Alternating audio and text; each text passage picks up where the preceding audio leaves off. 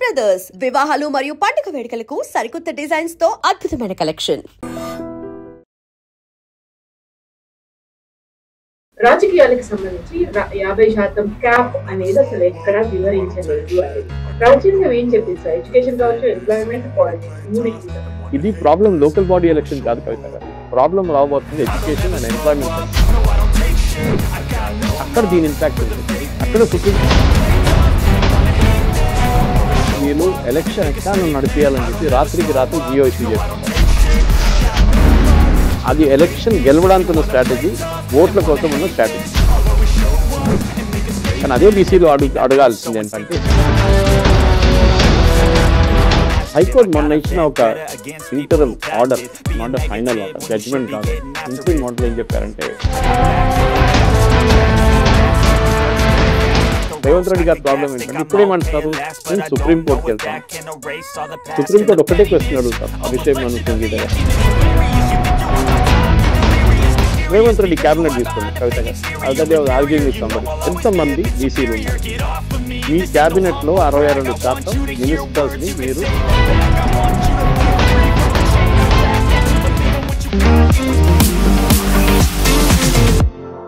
నమస్తే, నేను Kavitha. Welcome to iDream news and vision. మన రాజ్యాంగం రాజకీయాలకు సంబంధించి 50% రిజర్వేషన్లని కల్పించలేదా? రిజర్వేషన్లు అనేవి కేవలం ఎడ్యుకేషన్ అండ్ ఎంప్లాయ్మెంట్ కు మాత్రమే వర్తిస్తాయా? బీసీలకు 42% రిజర్వేషన్ కల్పించినటువంటి రాష్ట్ర ప్రభుత్వం మీద హైకోర్టు ఒక స్టే విధించింది. ఎన్నికలు పోస్ట్పోన్ అయ్యాయి. యాక్చువల్ గా రాజ్యాంగం ఏం చెప్పింది? రాజకీయాలకు సంబంధించి ఏముంది అందులో? మనతో పాటుగా ఉన్నారు సీనియర్ జర్నలిస్ట్ సురేష్ కొచ్చారెడ్డి గారు. సార్ నమస్తే. సో ఇప్పుడు రాజ్యాంగాన్ని మధ్యలోకి తీసుకొచ్చారు హైకోర్టులో వాదనలు. బేస్డ్ ఆన్ రాజ్యాంగం ఎంటైర్లీ రాజకీయాలకు సంబంధించి 50% క్యాప్ అనేది అసలు ఎక్కడా వివరించలేదు అనేది రాజ్యాంగం ఏం చెప్పింది సార్? ఎడ్యుకేషన్ కావచ్చు, ఎంప్లాయ్మెంట్, పాలిటిక్స్, ఈ మూడింటికి సంబంధించి. ఇది చాలా పాత కేసు ఒకటి ఉంటుంది, Unnikrishnan versus state of Kerala అనుకుంటాను. Was it Karnataka, I don't remember. Manipal జరిగిన ఒక కేసు ఇది. యూనివర్సిటీలో రిజర్వేషన్ గురించి ఒక అబ్బాయికి జాబ్ సీట్ రాకుంటే ఆయన వెళ్ళి కేసు పెట్టాడు. ఇంత రిజర్వేషన్ పెట్టారు వీళ్ళు, నాకు సీట్ రాలేదని చెప్పి. Long 30-40 years ago I think. అప్పటి నుంచి నడుస్తుంది ఇట్లాంటి కేసులు. సుప్రీంకోర్టు ఏం చెప్పారంటే, ఒక బెంచ్ మార్క్ 50% కన్నా ఎక్కువ పైకి వెళ్ళకూడదు. And then there is a thing called triple test. మీరు ఈ బ్యాక్వర్డ్ క్లాస్ కానివ్వండి, వీరిది ఎవరిదైనా మీరు చేస్తున్నప్పుడు, have you done a study? మీరు ఏదైనా స్టడీ చేశారా? ఎంపెరికల్ స్టడీ ఉండాలి, ఏదో వెళ్ళి అడగడం కాదు. చాలా పక్కా డేటా ఉండాలి. ఉంటే కూడా మీరు 50% క్రాస్ చేయలేరు.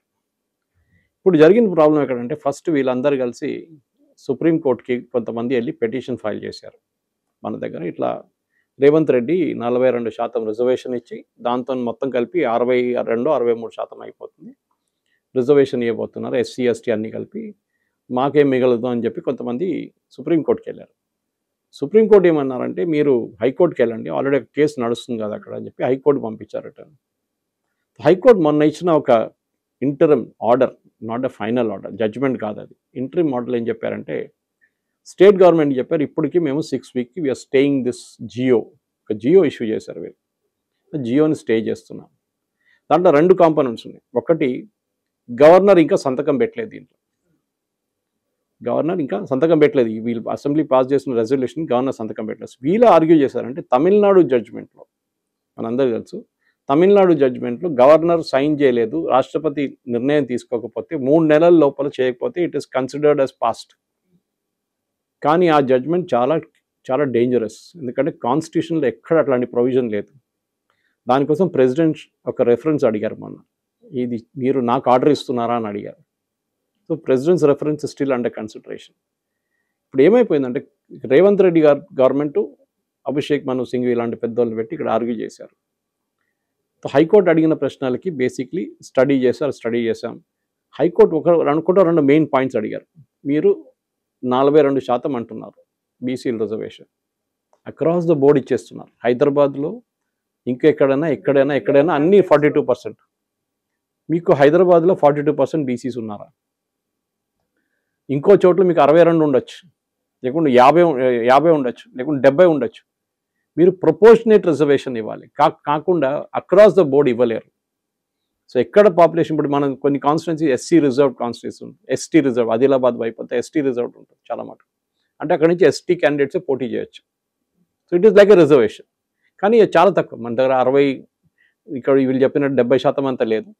దే హ్యావ్ మినిమం నెంబర్ పెట్టి వాళ్ళు అన్ని లోక్సభ కానీ అసెంబ్లీ పెట్టుకుంటారు. సో దీంట్లో ఫస్ట్ స్టే దాని మీద వచ్చింది, that is you have me Gionee మేము స్టే చేస్తున్నాం.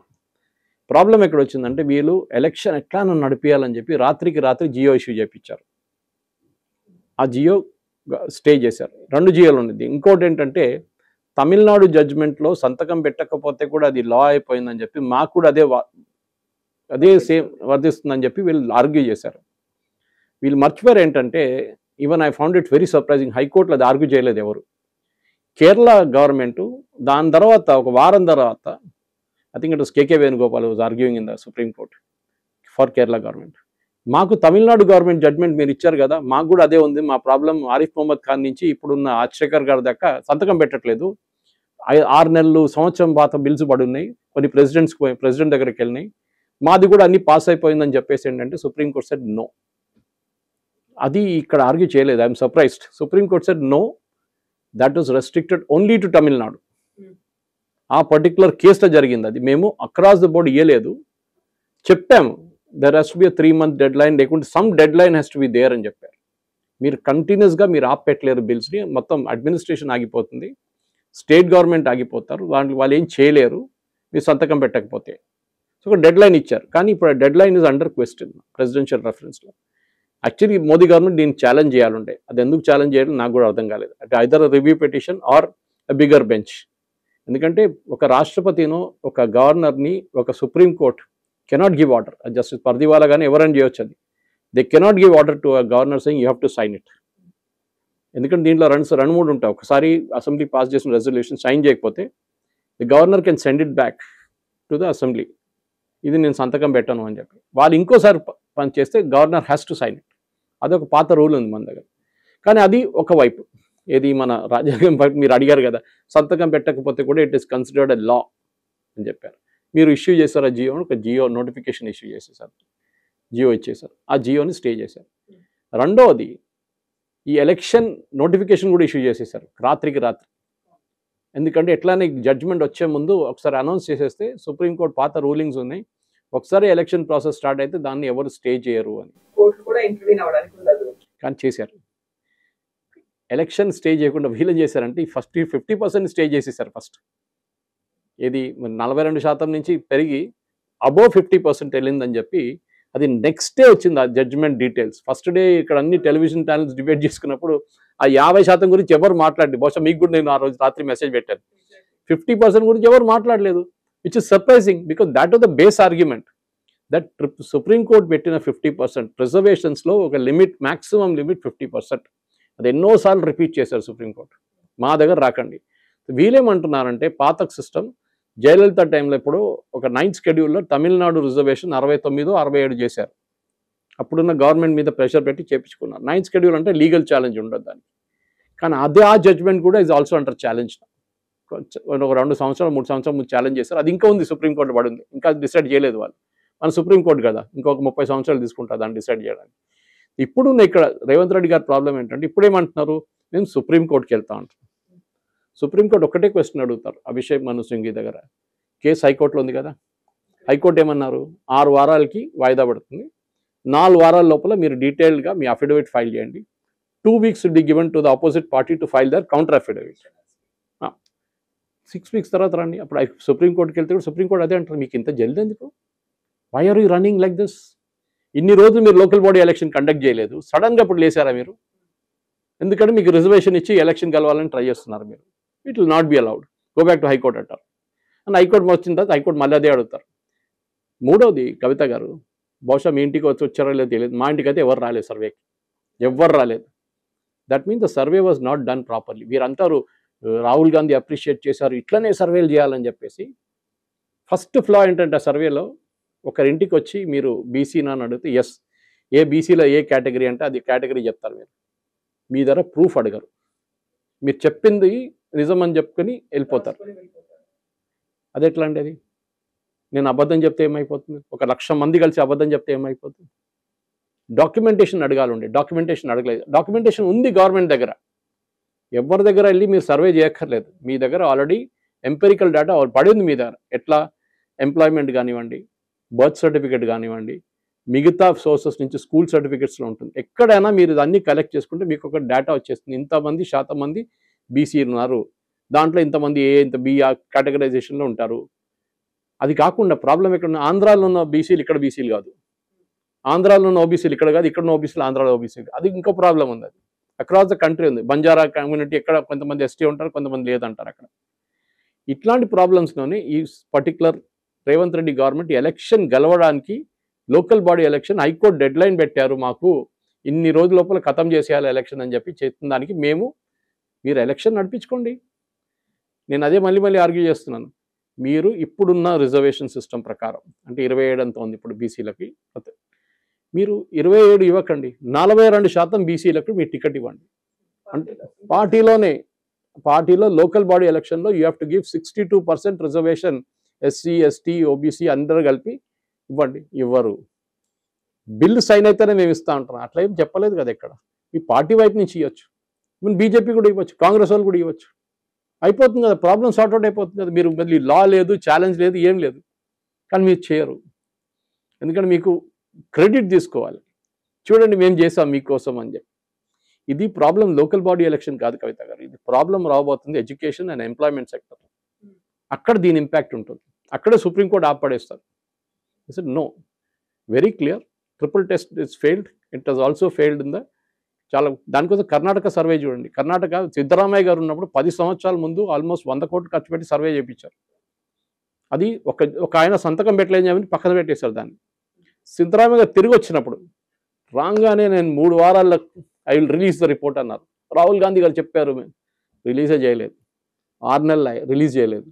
ఎందుకంటే ఒక్కలిగా లింగాయత్ కమ్యూనిటీ ఏం చెప్పారు, రిలీజ్ చేస్తే సిద్ధరామయ్య గారు మీ గవర్నమెంట్ ఉండదు ఎల్లుండి అని చెప్పారు. వాళ్ళ కదా అక్కడ పొలిటికలీ పవర్ఫుల్ ఈ 2 కమ్యూనిటీసే. సిద్ధరామయ్య గారు కురుబా కమ్యూనిటీ నుంచి బ్యాక్వర్డ్ క్లాస్. కానీ ఒరిజినల్లీ కర్ణాటక ఎవరైనా రూల్ చేస్తుంది ఐదర్ లింగాయత్ ఆర్ ఒక్కలిగా. డికే శివకుమార్ గారు ఉన్నారు Vokkaliga.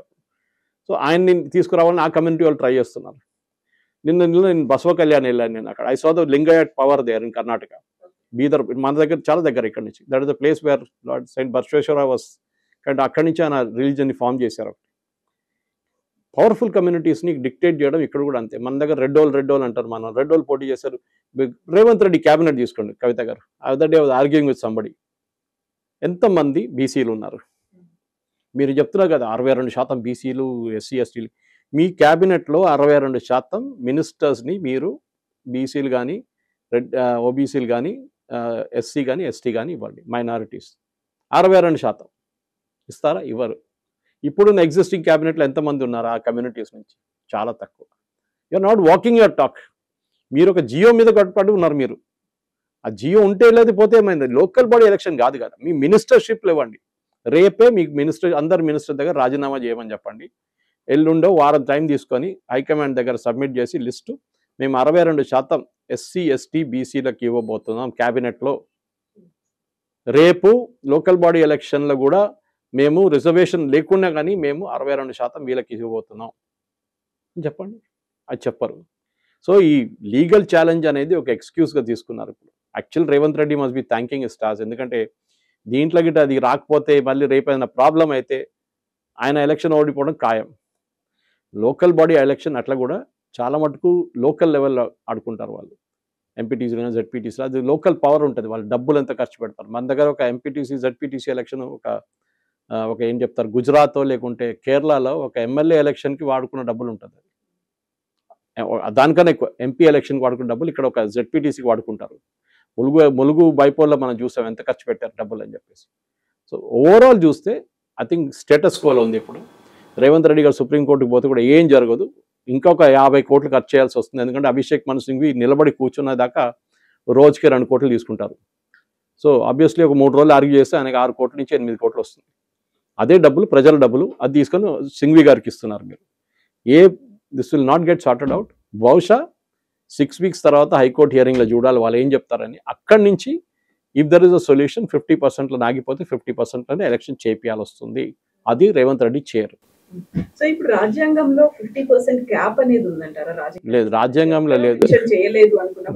Why they are not giving an act? Supreme court కాదు, ఇప్పుడు చాలా మంది అట్లాంటి చాలా రాజ్యాంగంలో లేని చాలా పనులు ఉన్నాయి మనోరు చేశారు, సుప్రీంకోర్టు చేశారు. For example national judicial accountability commission చేసాం, యాక్ట్ పాస్ చేసాం మనం. సుప్రీంకోర్టు జడ్జి, హైకోర్టు జడ్జెస్ని అపాయింట్ చేయడానికి ఒక కమిటీని పెడతారు, ముఖ్యమంత్రి, governor and opposition leader. State లెవెల్లో, సెంట్రల్ లెవెల్లో home minister, prime minister, chief justice and leader of opposition. అది సుప్రీంకోర్టు కొట్టిపడేశారు ఇల్లీగల్ అని చెప్పి. మేమే అపాయింట్ చేసుకుంటాం. రాజ్యాంగంలో ఎక్కడ రాసుకోలేదు, రాజ్యాంగంలో ఎక్కడ చెప్పట్లేదు that you can give reservation for mind religious based reservation, ఎక్కడ లేదు. కానీ రిలీజియస్ బేస్డ్ రిజర్వేషన్స్ ఇస్తున్నారు కదా కర్ణాటక, కేరళ, చాలా రాష్ట్రాల్లో. ఆంధ్రప్రదేశ్లో కూడా ఇచ్చారు, లీగల్ ఛాలెంజ్ నడుస్తుంది సుప్రీంకోర్టులో. అది ఎట్లా ఇస్తున్నారు? సో రాజ్యాంగంలో లేని చాలా, సుప్రీంకోర్టు సెట్ న్యూ లాస్. సుప్రీంకోర్టు జాబ్ ఏంటంటే ఇంటర్ప్రెట్ ద లా అంటాం. ఉన్న కాన్స్టిట్యూషన్ ఇంటర్ప్రెట్ చేయండి. గవర్నమెంట్ ఒక బిల్ పాస్ చేస్తే ఇది కాన్స్టిట్యూషన్తోనే వెళ్తుందా లేదా, or is it against the constitution, that you decide. ఇప్పుడు ఫామ్ బిల్స్ తీసుకొచ్చారు, అది కూడా లీగల్ ఛాలెంజ్ చేశారు. కానీ దానికన్నా ముందు మోదీ గవర్నమెంట్ విత్డ్రా చేసుకున్నారు. చాలా మటుకు అట్లాంటి చట్టాలని సుప్రీంకోర్టులో ఛాలెంజ్ చేసి సుప్రీంకోర్టు దాన్ని కొట్టిపడేశారు గవర్నమెంట్ చేసి. సో రాజ్యాంగంలో ఎక్కడ రాసలేదండి. చాలా చట్టాలని సుప్రీంకోర్టు కొట్టిపడేశారు, కొత్త చట్టాలు తీసుకొచ్చారు. సూపర్ పార్లమెంట్ అయిపోయారు సుప్రీంకోర్టు. సో 50% సీలింగ్ ఉందంటే ఎక్కడ లేదు. కానీ ఒక జడ్జ్మెంట్ ఇచ్చిన తర్వాత దట్ స్టేస్ అనమాట. అట్లాంటి చాలా ఉన్నాయి. మన కాన్స్టిట్యూషన్ ఎంత 140 సార్లు ఎంత అమెండ్ చేసాం ఆల్రెడీ మనం. అది కాకుండా సుప్రీంకోర్టు ఎన్నో జడ్జ్మెంట్ చెప్పారు, దాన్ని కంప్లీట్గా కాన్స్టిట్యూషనే మార్చేశారు వాళ్ళు. సో ఎక్కడ లేదు. కానీ it is a accepted principle of సుప్రీంకోర్టు. 50% క్యాప్ అనేది ఉంది, దాన్ని ఏం చేయలేము. అది మీరు ఆర్గ్యూ చేయాలంటే ఎంపెరికల్ డేటా తీసుకొచ్చి, సుప్రీంకోర్టు ఎప్పుడో చెప్పారంట, మీరు ఇట్లాంటి సైంటిఫిక్గా స్టడీ చేస్తే మీ మే యాక్సెప్ట్ ఇట్ అని చెప్పారు. కానీ అది ఒక బెంచ్ చెప్పింది, ఇంకో బెంచ్ ఏమో కాదు 50%లోనే ఆగిపోతుంది అంటున్నారు. So there is no clarity on that. బహుశా ఇది కూడా 50%లోనే ఉండిపోతుంది. కానీ నేను మళ్ళీ అదే రిపీట్ చేస్తున్నాను, పార్టీ వైపు నుంచే ఈ రిజర్వేషన్ ఇవ్వండి. మీరు చట్టానికి వెయిట్ చేయకండి, you give it from your side. మేమే 67% మేము ఓబీసీలకి, ఎస్సీలు, ఎస్టీలకి ఇవ్వబోతున్నాం అని చెప్పి రేవంత్ రెడ్డి గారు ప్రఖ్యాపించి చేస్తే రేపే ఎలక్షన్ పెట్టుకోవచ్చు, లోకల్ బాడీ ఎలక్షన్, ప్రాబ్లం ఉండదు. చిత్తశుద్ధి ఉంటే అంటారు డెఫినెట్గా. ఎందుకంటే అది ఎలక్షన్ గెలవడానికి ఉన్న స్ట్రాటజీ, ఓట్ల కోసం ఉన్న స్ట్రాటజీ. బీసీలకు చెప్తున్నారు, ఇంతమంది బీసీలు ఉన్నారు చూడండి, మీకోసం మేము ఇది చేస్తాం, మాకు ఓట్లు ఇవ్వండి. కానీ అదే బీసీలో అడగాల్సింది ఏంటంటే, సరే చట్టం పక్కన పెట్టండి, మాకు మా స్టడీ ప్రకారం వచ్చిన 42% మాకు ఇవ్వండి, మీ పార్టీలో ఇవ్వండి, మీ ఎమ్మెల్యేస్కి ఇవ్వండి, మీ మినిస్టర్షిప్లో, మీ క్యాబినెట్లో కూడా 42% బీసీలు ఉండాలి. అది జరగదు. అక్కడ వచ్చినప్పుడు మొత్తం పాట మారిపోతుంది. ఇది లోకల్ బాడీ ఎలక్షన్కే, ఇది మా ఎమ్మెల్యేకి కాదు, మా ఎంపీలకు కాదు, మా క్యాబినెట్లో కాదంటారు. అది ఇంకో పాట. So that is where expose అయిపోతారు, మొత్తం గేమ్ ద్వారా ఎక్స్పోజ్ అయిపోతారు వీళ్ళు. Yes, sir. Thank you so much. Thank you very much. And for more videos, please subscribe to iDream. Please subscribe to iDream. Please subscribe iDream. And please subscribe to iDream. For more videos, subscribe to iDream. please like, share and subscribe to the channel. Congratulations, iDream. Subscribe to iDream. Subscribe to iDream. So subscribe to iDream Media. iDream team andarki huge congratulations. Please subscribe iDream Media. Please subscribe to iDream. Subscribe iDream. Please subscribe to iDream. iDream అంటే నా కళల ఛానల్ను subscribe చేసుకున్న నోరు తిరుగుతలేదు, మీరైతే గంట గుర్తు కొట్టండి. For more such videos, please subscribe to iDream. Subscribe to iDream. Please subscribe to iDream. Please subscribe iDream Media. Please do subscribe to iDream. Please subscribe to iDream Media. For best entertainment and information, please subscribe iDream. And don't forget to subscribe to iDream.